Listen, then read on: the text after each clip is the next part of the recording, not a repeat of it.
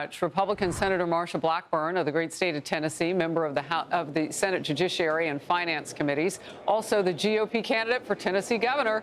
Good to see you. Look, if you could talk to me about this. We're looking live now. Obviously, this is a procedural vote. They're voting on the Dems version of this. I keep mentioning that $1.5 trillion. I don't know. Is that a sweetener? I don't know what the Dems are looking for. What are they? Well, this is ridiculous. And yes, $1.5 trillion in spending for a 7-week period of time. Harris, they want to go back and put NPR and funding for that back in place. They want to reinstitute things that we voted for and changes we made when we passed the big, beautiful bill. President Trump is right on this. These are changes the American people wanted to see.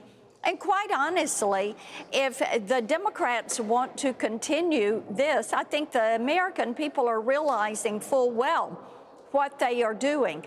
$1.5 trillion in new spending for a 7-week CR while we pass the remainder of our appropriations bills and move from a Biden budget to a Republican and Trump budget.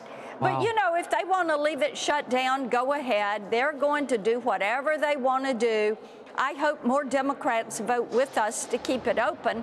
But it does give President Trump and Russ Vought, who runs the Office of Management and Budget, the ability to remove non-essential federal employees. So, and I heard the president talking about this yesterday. Yeah. I mean, what they're doing is they're just handing him more power, technically. Correct. And from what you just said, from some of those items, it sounds like they're trying to flip the big, beautiful bill. Well, they are trying to flip the big, beautiful bill.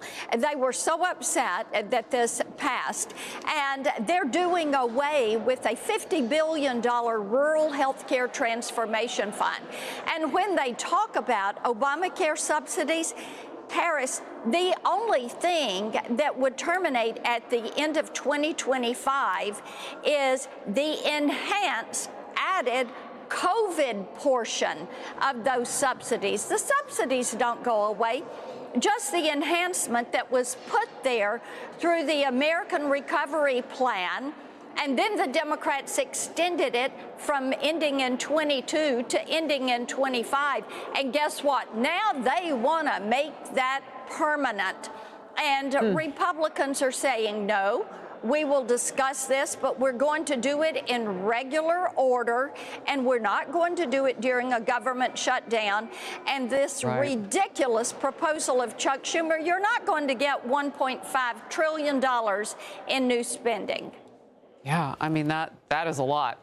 OK, so the next vote is on the Republican CR to keep this open. We'll be covering it every step of the way to try to break that filibuster. Let's move to this. Senator Blackburn, yesterday during this hour, you heard gut-wrenching testimony from families of murder victims. It was part of a Judiciary Committee hearing on the human cost of Democrat-led cities' soft on crime policies. And one of those policies, lenient sentencing for violent criminals, was front and center.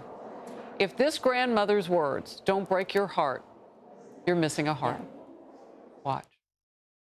He shot my grandson in cold blood 7 times. And they didn't consider that as first-degree murder. How long do we have to suffer? This must change. I don't care who makes the changes. It needs to happen.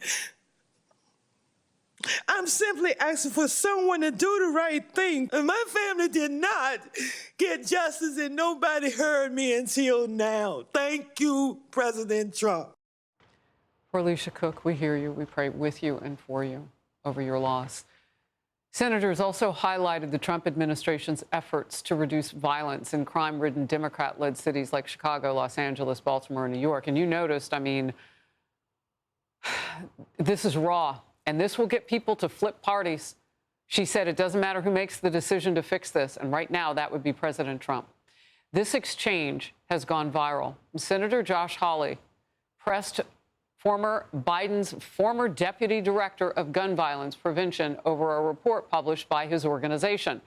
It's called A Policymaker's Playbook to Reduce Gun Violence Without Policing Communities. Keyword, without.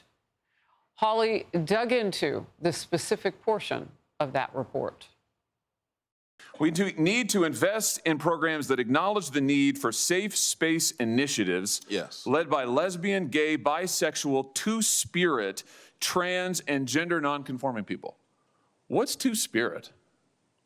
Well, look, I don't know exactly. You guys are pulling some interesting quotes. This is from your report. Look at I feel like I'm looking at a two-faced individual because you talk about reducing violence. Oh, no, sir. Violence. You're looking at somebody who's reading you your own words, and I'd like to hear an answer. Programs. Here's the answer. The answer is you don't have any solutions. You want to invest in gobbledygook and take away money from police officers who actually keep our communities safe, and when you're called on the record, you deny it. It's all there in black and white, and your record is there in black and white, and it's a disgrace. I understand you were there yesterday. Yes, I was indeed. And we had State Senator Brent Taylor from Memphis as one of our witnesses because the president, A.G. Bondi, Kash Patel, and 13 federal agencies, federal and state agencies, are on the ground helping Memphis to get control of their crime problem. We're really grateful for that. And Harris, here is the thing.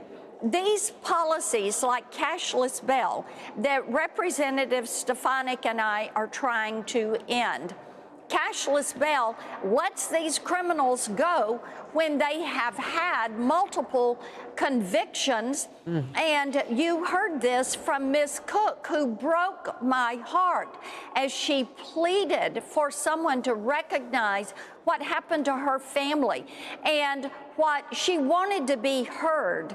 And indeed, you wrap your arms around these people. And Harris, when you have people like the exchange that Senator Hawley had, where they cannot explain what they're trying to do because they do not have a plan, they are soft on crime, and they will make heroes out of criminals. They will make villains out of law enforcement. It has to stop. Thank goodness Donald Trump is doing something about it. Look, I look at the picture of where you are. You're on Capitol Hill right now, and I mentioned this changes people's votes. I mean, people on the left don't want to live like this, and so this is a midterm issue. I mean, crime is always an issue. Now it's front and center. Yes, it is. Good to see you, Senator. Thank you for being in focus. You got it. Hey everyone, I'm Emily Campagno. Catch me and my co-hosts Harris Faulkner and Kaylee McEnany on Outnumbered every weekday at 12 p.m. Eastern, or set your DVR.